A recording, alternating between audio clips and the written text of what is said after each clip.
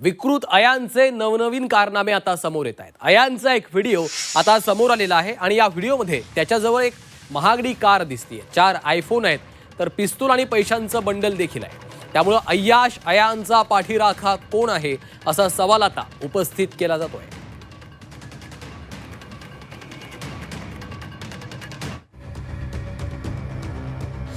विकृत अयान, लाइफस्टाइल भयान।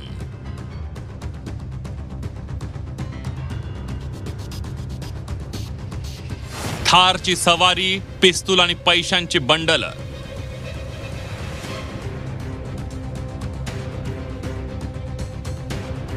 आरोपी अयांकडे महागड्या कार, 4 आयफोन। अमरावतीचा नराधम अयांची पोलिसांकडून कसून चौकशी सुरू आहे। त्याच्या चौकशीतून दररोज धक्कादायक माहिती समोर येते। दरम्यान आता या विकृत अयांचा आणखीन एक कारनामा उघड झालाय। आरोपी अयांचा एक व्हिडिओ व्हायरल झालाय। या व्हिडिओमध्ये थार गाडी, आयफोन आणि पैशांची बंडल त्याच्याजवळ दिसतायत। त्यामुळे अय्याश अयांचा पाठीराखा कोण आहे असा सवाल आता या व्हिडिओ नंतर उपस्थित करण्यात येतोय। अयान चालवत असलेली महागडी थार कुणाची? अयांकडे 4 महागडे आयफोन आले कुठून? अयांकडे पैशांची बंडल आली कुठून? लैंगिक अत्याचारातील आरोपीला पैसे कोण पुरवतं? अयानला पिस्तूलचा परवाना कुणी दिला?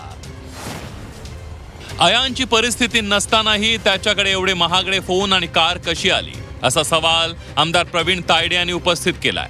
या प्रकरणाच्याही चौकशीची मागणी त्यांच्याकडून करण्यात आली आहे। या व्हिडिओमध्ये अयान अहमद न म्हणता मी अय्याश अहमद म्हणेल, कारण त्याची जी लाईफस्टाईल आहे, तुम्ही थार गाडी, एवढी महागड्या गाडीत तो प्रवास करतोय, त्या गाडीचा नंबर कोणाच्या नावाने आहे ना, गाडी कोणाच्या नावाने आहे, त्याच्यानंतर त्याच्या गाडीमध्ये पिस्तूल दिसते, त्याच्या गाडीमध्ये पैशाचं बंडल दिसतंय, 2 महागडे मोबाईल दिसत आहे, तिचा खर्च जो येतो आणि त्याची परिस्थिती जेमतेम असल्यामुळे तो कुठून हा खर्च करत होता याचा सुद्धा शोध घेणं गरजेचं आहे आणि ते पोलीस घेतील। तर दुसरीकडे नराधम अयानं एका अल्पवयीन मुलीचंही लैंगिक शोषण केलं होतं। दरम्यान पीडितेचा जबाब आता अमरावती पोलिसांनी नोंदवलाय। या तक्रारींच्या आधारे आरोपीवर पोस्को कायद्याअंतर्गत नवा गुन्हा दाखल करण्यात आलाय।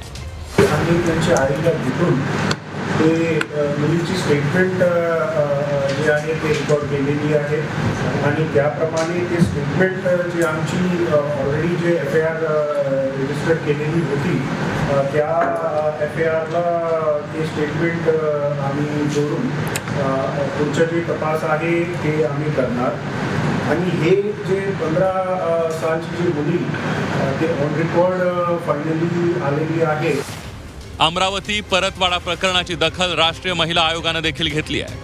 तपास अधिकाऱ्यांसोबत बोलणं झालं असून या प्रकरणाच्या सखोल तपासाच्या सूचना दिल्याचं विजया रहाटकर यांनी सांगितलंय। नाशिकचं जे प्रकरण आलं आहे ते अत्यंत गंभीर असं प्रकरण आहे आणि नुसतं गंभीरच नाही तर सगळ्यांना धक्कादायक असं हे प्रकरण आहे आणि या प्रकरणाची व्याप्ती आणि गंभीरता हे दोन्ही पण लक्षात घेऊन राष्ट्रीय महिला आयोगानं या प्रकरणाचा सुमोटो कॉग्निझन्स घेतलेला आहे। या संपूर्ण प्रकारामध्ये राष्ट्रीय महिला आयोगाचं उत्तमपणे लक्ष आहे की पोलीस या विषयामध्ये कसा तपास करत आहेत।